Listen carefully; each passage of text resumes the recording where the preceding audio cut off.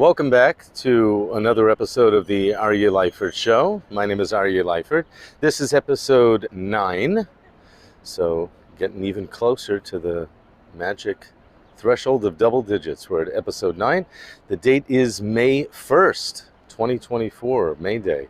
May 1st, 2024, and today I am still on the cruise, though clearly, for those of you who can see this, those of you who are watching, I am not on a cruise ship now. I am in the city of Cadiz, Spain. Spent the day in Seville, and I'm back to the ship. I'm going to be getting back on the ship in just a little bit. Let me show you a quick shot of how magnificent this ship is. Check out this ship, Oasis of the Seas. This is an absolutely magnificent ship. You can only get a little taste of it here, but it is a gigando ship. I think it takes around 6,000 passengers. It's just tremendous. Wonderful ship. Highly recommended. Today's episode of the Aryeh Leifert Show is brought to you by Israel Insider Tours. For all of your Israel touring needs, from the moment you arrive to the moment you depart, check out www.israelinsidertours.com, www.israelinsidertours.com. Visit Israel, a land beyond belief. And as always, before I get into the episode, I want to remind you, please click the like button, please click subscribe, and please click the little notification bell so you will be informed every time I put up another episode.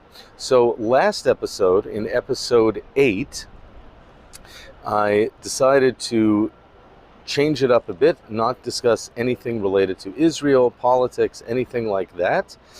And I discussed the proper way to, in my view, the proper way to invite someone who lives alone to your home if you want to have him or her over for a meal. So we're going to stick in that realm of tweaking our language to be a bit more sensitive and also to be a bit more accurate in the way that we are speaking. I'm a stickler for accuracy in language. One of the reasons that I am an editor of books and articles, one of my side jobs.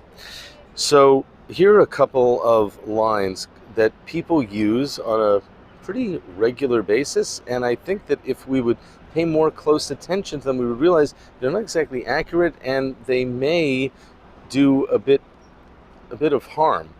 Even sometimes more harm than good. So here's one. When someone is in a difficult situation, sometimes people will say, call me if you need anything. Call me if you need anything.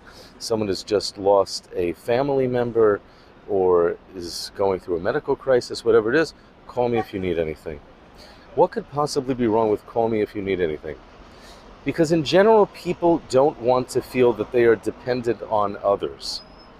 It's not good to be dependent on others for whatever it is, whether it's financial, whether it's, I don't know what. It's not good to be dependent on others. It's good to be independent. And particularly people who are going through a crisis in their lives, they feel like they're losing control over whatever it is. So, call me if you need anything.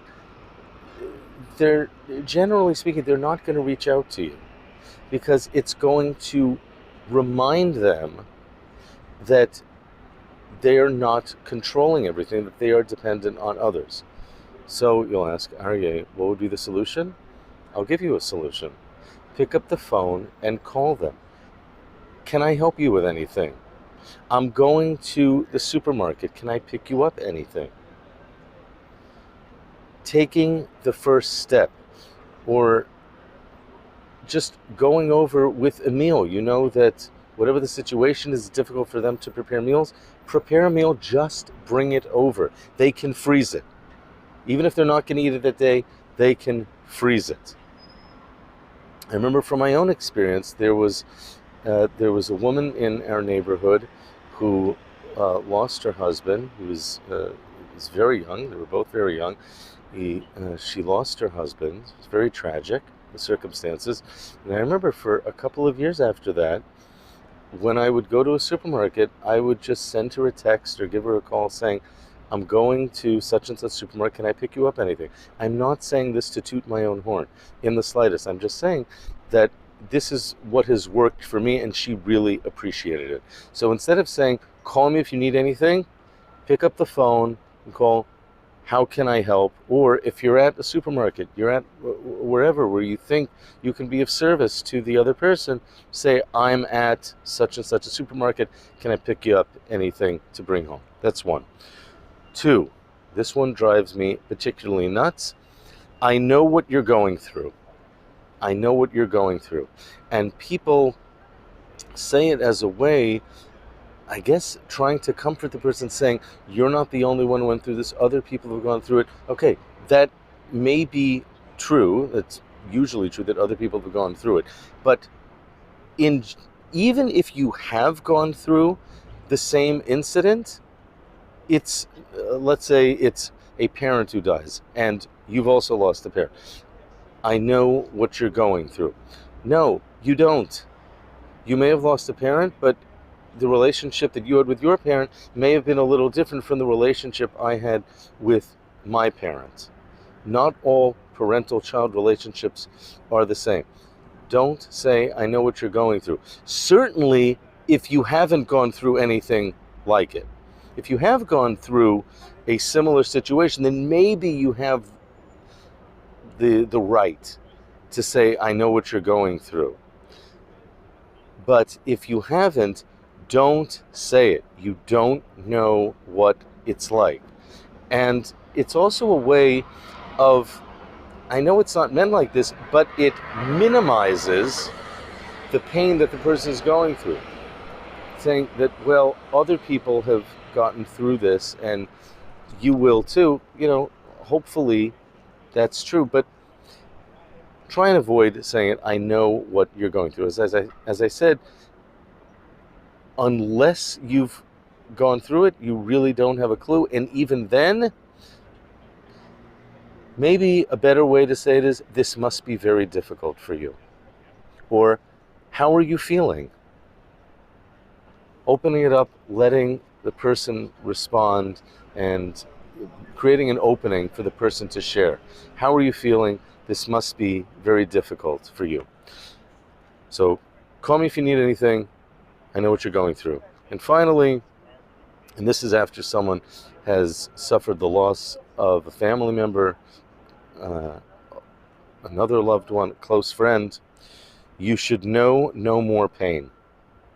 You should know no more pain. My late father, Bob Leifert of blessed memory, who the anniversary of his death is just coming up in just a few days, it drove him nuts when people would say, you should know no more pain. And I remember what he would say to me. He would say, essentially what these people are saying to the mourner is, I hope you die within the next short period of time. Why? Because, as Princess Bride reminded us of, you mock my pain. Life is pain, Highness. Anyone who says differently is selling something. And the man in black had it exactly right. Life is pain, Highness. Anyone who says differently is selling something.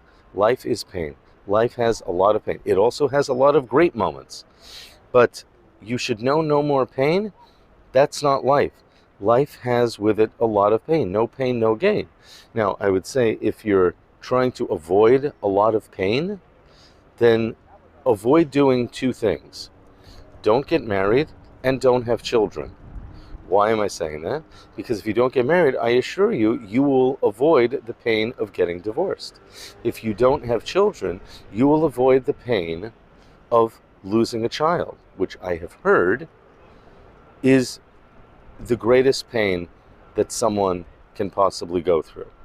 So if you want to avoid a lot of pain, don't do those two things. But you will also be robbing yourself of some of life's greatest joys, that of marriage and having children. That we'll do in a separate episode.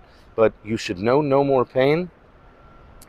What my father recommended that I say, and I say it all the time when I visit a house of mourning, as we say in Judaism, to pay a shiva call.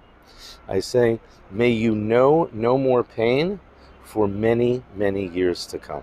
That, I think, is a much more reasonable wish for people. May you know no more pain for many, many years to come.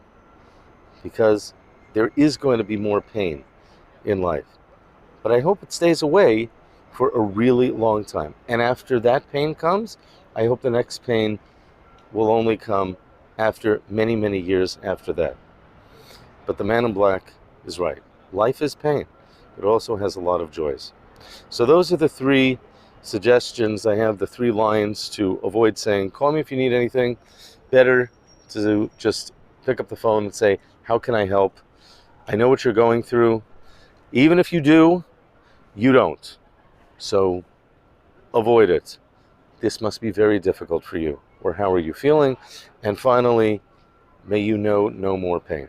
No. May you know no more pain for many, many years to come.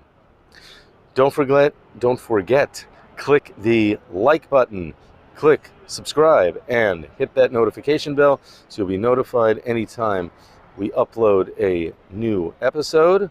My name is Aryeh Leifert, and this is the Aryeh Leifert Show.